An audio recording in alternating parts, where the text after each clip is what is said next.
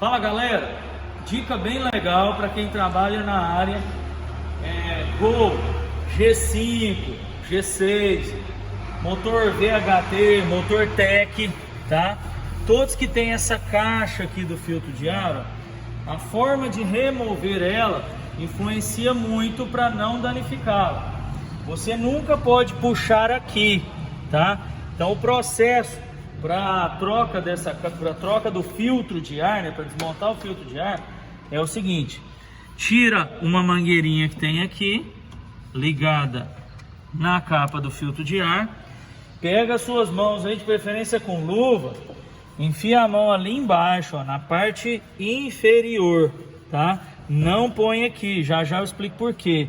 Então, ó, apertou, é bem durinho aqui, dá uma pancadinha, tá?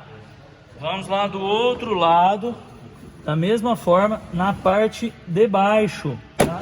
Então, ó, é bem chatinho tirar, porque existe aqui uma borrachinha de pressão, que ela entra aqui, tá? Então é super normal essa pressão. Aqui já tá até faltando, a gente passou pro cliente, mas por que não pode puxar por aqui, tá? Nós vamos filmar bem para vocês. Tem uma solda plástica aqui, ó.